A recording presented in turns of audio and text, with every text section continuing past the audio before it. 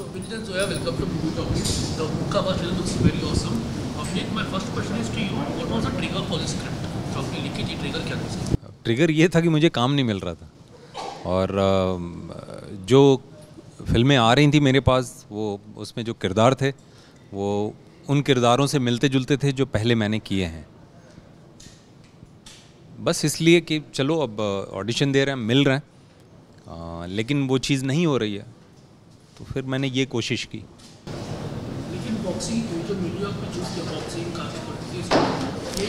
Boxing इसलिए sports इसलिए क्योंकि मैं नेशनल प्लेयर रहा हूँ बास्केटबॉल का, तो बहुत सारी ऐसी चीज़ें मैंने अनुभव की हैं जिसके बारे में बात नहीं होती या बहुत कम बात होती है, लेकिन कई हज़ार कई लाख स्पोर्ट्समैन का सच है वो।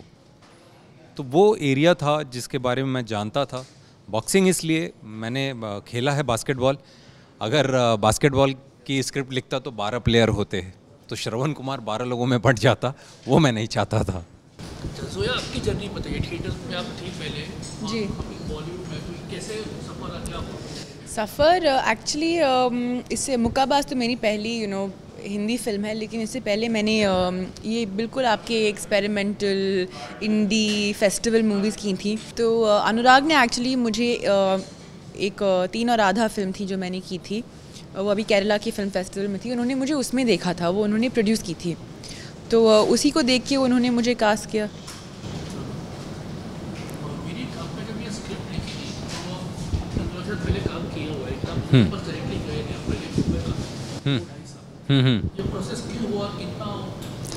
एक्चुअली जब भी अगली हुई थी तो अगली की शूट मेरे लिए जैन फैब में ख़त्म हो गई थी 2013, और सर ने उस बीच में एक बार ये बोला था कि विनीत तुम्हारे साथ 3 फिल्में हो गई, अब मैं तुम्हारे साथ कुछ नहीं करने वाला।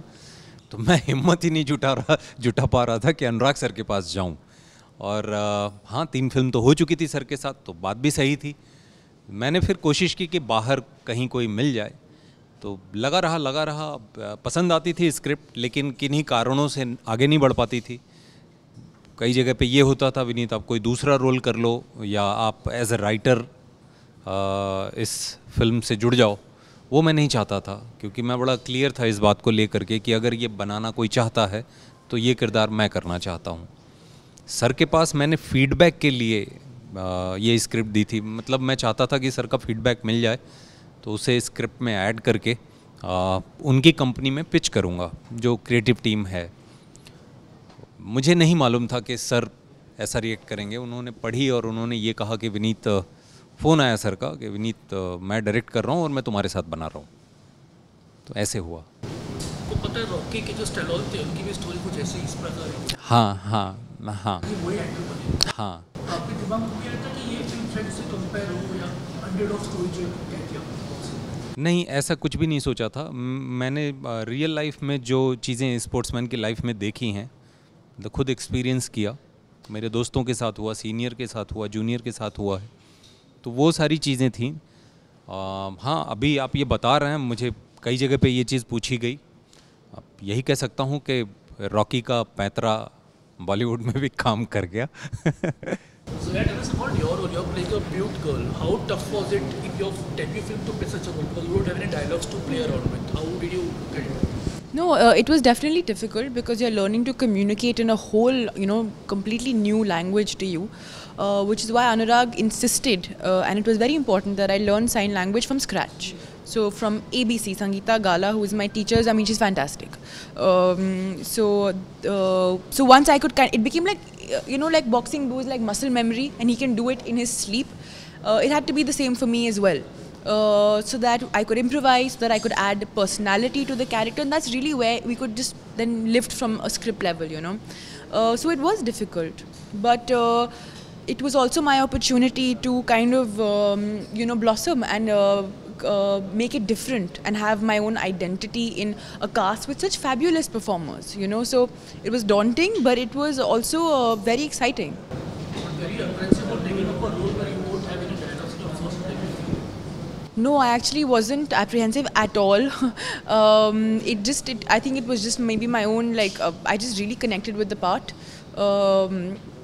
a lot of what is in the characters is actually Vineet and actually me.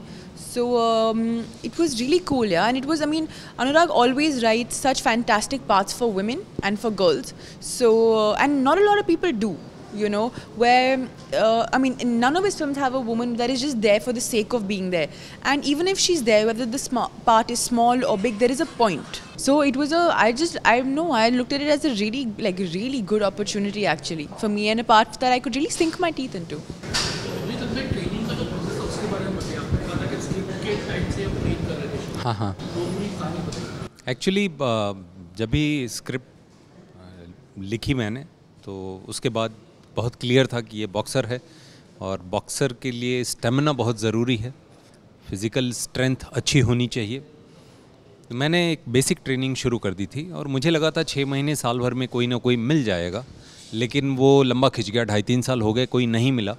Finally जब ये अनुराग सर ने ये चीज़ बोली तो उन्होंने 2 कंडीशन रखी थी कि विनीत बॉक्सर नहीं बनोगे तो पिक्चर नहीं बनाऊंगा और स्क्रिप्ट मैं मेरे हिसाब से चेंज करूंगा। अनुराग सर ने ये 2 कंडीशन रखी। I was so happy. मुझे एज एन एक्टर काम करने में मज़ा आता है और किसी ने राइटिंग की, स्क्रिप्ट की जिम्मेदारी ले ली और वो भी अनुराग कश्यप सर जैसा कोई व्यक्ति, तो उनकी राइटिंग और डायरेक्शन के बारे में कुछ कहने की ज़रूरत नहीं है।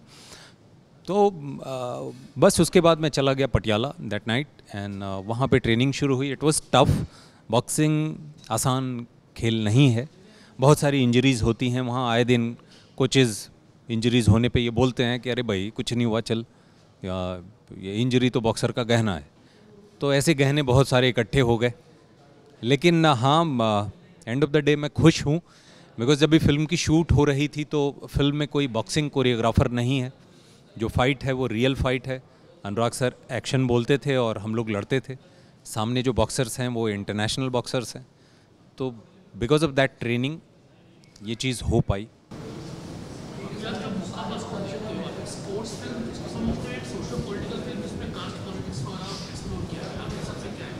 नहीं, ये स्पोर्ट्स फिल्म नहीं है, बॉक्सिंग है। फिल्म में बहुत स्ट्रांगली है, बहुत सारी चीज़ें हैं जो सब। अनुराग सर की फिल्म बड़ी सीधी कभी नहीं होती, कई सारी लेयर है इस फिल्म में भी। तो वहाँ एक हमारा जो सोशल स्ट्रक्चर है वहाँ से बहुत सारी चीज़ें आती हैं। उस सोशल स्ट्रक्चर का ही एक हिस्सा है कास्ट पॉलिटिक्स, वो वहाँ से आती है। हमारी कंट्री में जो बहुत सारी चीज़ें हुई हैं या हो रही हैं उनमें से काफ़ी सारी चीज़ें आती हैं और जो किरदार हैं वो इन चीज़ों से जुड़े हुए हैं। तो काफ़ी सारे लेयर्स अपने आप बड़े ऑर्गेनिक तरीके से बन जाते हैं फिल्म में। आपके जो कैरेक्टर्स हैं, प्रवर कुमार, आपके कैरेक्टर का नाम है Sunena Mishra. आपके कैरेक्टर्स के बारे में एक ऐसी क्वालिटी बताइए जो आपको पसंद है और एक बार आपको नहीं पसंद है।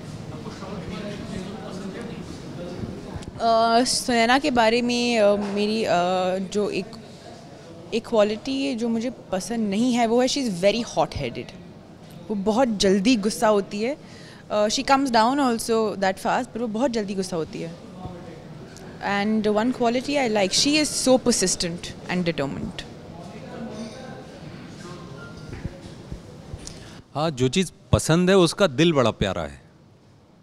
जो चीज़ है वो कह देता है, उसकी आंखों में दिखता है। जो चीज़ नहीं पसंद है उसकी सच्चाई इस लेवल पे है कि वो बहुत सारी समस्याएं खड़ी कर लेता है।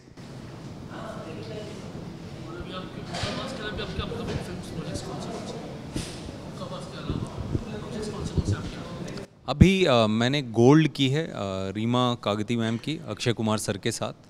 बहुत बढ़िया फिल्म है और बहुत बढ़िया किरदार है। इससे ज़्यादा अभी नहीं बता सकता उसके बारे में।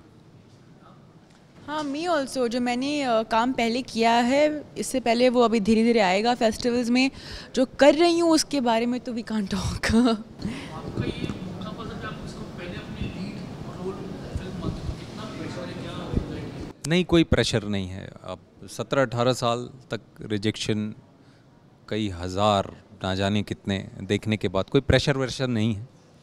खुश हूँ मैं, तो इतने से ही खुश हूँ। ये पोस्टर, और क्या मांगूँ इससे ज़्यादा? मतलब और क्या मांगा जा सकता है इससे ज़्यादा?